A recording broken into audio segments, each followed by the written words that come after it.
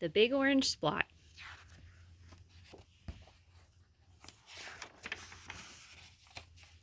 Mr. Plumbean lived on a street where all the houses were the same. He liked it that way. So did everybody else on Mr. Plumbean's street. "This is a neat street," they would say. Then one day, a seagull flew over Mr. Plumbean's house. He was carrying a can of bright orange paint, no one knows why, and he dropped the can, no one knows why, right over Mr. Plumbean's house.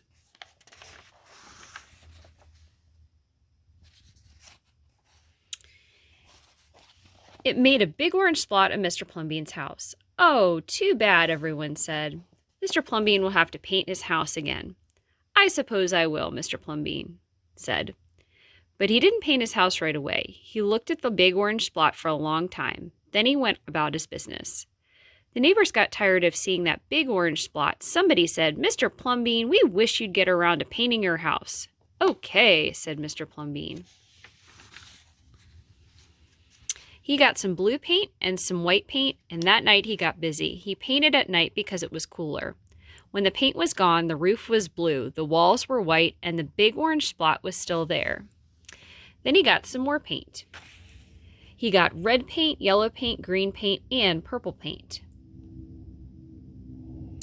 In the morning, the other people on the street came out of their houses. Their houses were all the same, but Mr. Plumbean's house was like a rainbow. It was like a jungle. It was like an explosion.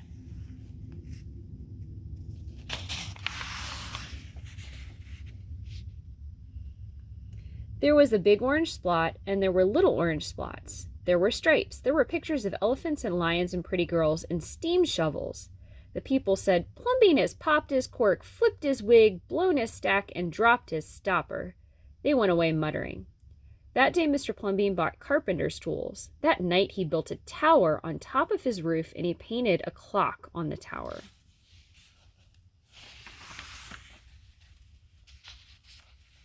The next day the people said, "Plumbean has gushed his mush, lost his marbles, and slipped his hawser." They decided that they would pretend not to notice.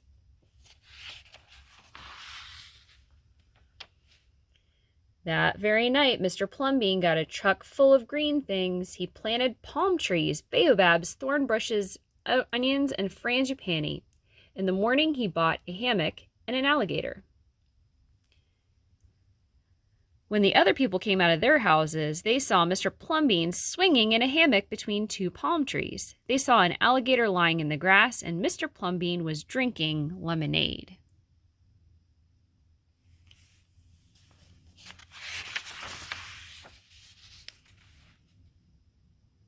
"Plumbean has gone too far. This used to be a neat street."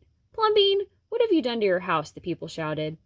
"My house is me, and I am it. My house is where I like to be, and it looks like all of my dreams," Mr. Plumbean said. The people went away. They asked the man who lived next door to Mr. Plumbean to go and have a talk with him.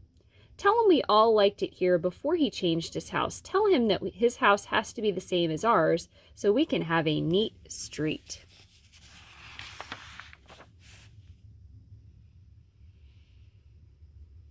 The man went to see Mr. Plumbean that evening. They sat under the palm trees drinking lemonade and talking all night long.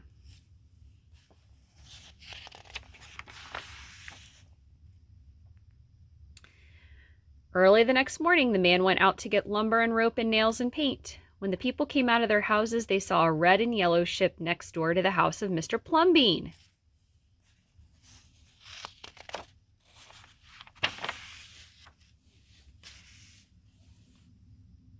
"What have you done to your house?" they shouted at the man. "My house is me, and I am it. My house is where I like to be, and it looks like all of my dreams," said the man who had always loved ships. "He's just like Plumbean," the people said. "He's got bees in his bonnet, bats in his belfry, and knots in his noodle." Then, one by one, they went to see Mr. Plumbean late at night. They would sit under the palm tree and drink lemonade and talk about their dreams. And whenever anyone visited Mr. Plumbean's house, the very next day, that person would set about changing his own house to fit his dreams.